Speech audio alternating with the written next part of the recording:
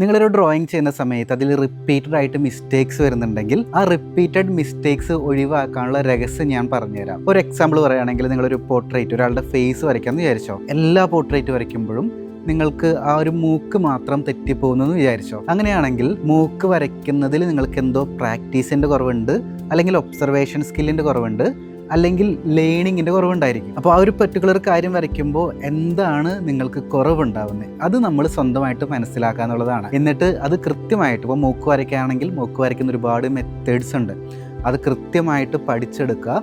And അത് പേപ്പറിൽ വരയ്ക്കുന്ന സമയത്ത് നോർമൽ വരയ്ക്കുന്നതിനേക്കാൾ കൂടുതൽ ടൈം എടുത്ത് വരയ്ക്കുക, ഒന്ന് സ്ലോ ആക്കി വരയ്ക്കുക, ആൻഡ് കൂടുതൽ ഫോക്കസ് ചെയ്ത് വരയ്ക്കുക എന്നുള്ളതാണ്. ഞാൻ പോർട്രേറ്റ് വരയ്ക്കുന്ന സമയത്ത് എനിക്ക് ഏറ്റവും കൂടുതൽ ഡിഫറൻസ് വരുന്നൊരു ഏരിയ മൂക്ക് തന്നെയാണ്. അപ്പം ഞാനും മൂക്കൊക്കെ വരയ്ക്കുന്ന സമയത്ത് കുറച്ചൊന്ന് സ്ലോ ഡൗൺ ചെയ്ത്, കുറെ കൂടി ഫോക്കസ് ചെയ്ത്, കുറെ കൂടി റിലാക്സ്ഡ് ആക്കി, കുറച്ചും കൂടി കോൺഫിഡൻസ് വരുത്തിയിട്ടാണ് വരയ്ക്കുന്നുണ്ടായിരിക്കുക. ആൻഡ് മാക്സിമം ആർട്ടിലെ, ഡ്രോയിങ്സിലെ ഒരുപാട് മെത്തേഡ്സും ടെക്നിക്സും അത്തരത്തിലുള്ള സിറ്റുവേഷൻസ് നമ്മൾ യൂസ് ചെയ്യാറുണ്ട്.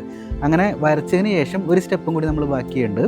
വരച്ചതിന് ശേഷം അത് ഒന്ന് ഒബ്സർവ് ചെയ്ത്, കമ്പയർ ചെയ്ത്, അത് എന്തെങ്കിലും ഡിഫറൻസ് ഉണ്ടെങ്കിൽ വീണ്ടും തിരുത്തി വരയ്ക്കാനായിട്ട് നോക്കുക. അങ്ങനെ ഓരോ തിരുത്തലിലൂടെയാണ് നമ്മുടെ ബ്രെയിൻ ആ ഒരു ചിത്രമായിട്ട് കണക്റ്റ് ആവുന്നുണ്ടായിരിക്കുക. അങ്ങനെ നിങ്ങളുടെ ആർട്ട് വർക്കിൽ വരുന്ന റിപ്പീറ്റഡ് മിസ്റ്റേക്സ് ഒഴിവാക്കാനായിട്ട് സാധിക്കും. സോ നെക്സ്റ്റ് ടൈം ഈ ഒരു കാര്യം നിങ്ങൾ ട്രൈ ചെയ്ത് നോക്കുക. വീട്ടിലിരുന്നു കൊണ്ട് തന്നെ ചിത്രകല പഠിച്ച് നല്ല ചിത്രങ്ങൾ വരയ്ക്കണമെന്ന് ആഗ്രഹമുള്ളവർക്ക് നമ്മുടെ ഓൺലൈൻ ആർട്ട് ക്ലാസ്സിൻ്റെ കൂടുതൽ വിവരങ്ങൾ അറിയാനായിട്ട് താഴെ ആർട്ട് ക്ലാസ് എന്നൊന്ന് കമൻറ്റ് ചെയ്തോളൂ. അതിനുശേഷം നിങ്ങളുടെ ഇൻബോക്സിലോട്ട് നിങ്ങൾക്ക് യോജിച്ച കോഴ്സ് സെലക്ട് ചെയ്യാനുള്ള നെക്സ്റ്റ് സ്റ്റെപ്സ് ഞാൻ അയക്കുന്നുണ്ടായിരിക്കും. സോ ആ സ്റ്റെപ്പ് ഫോളോ ചെയ്യുക, എന്നിട്ട് ക്ലാസ്സിലോട്ട് ജോയിൻ ചെയ്യുക.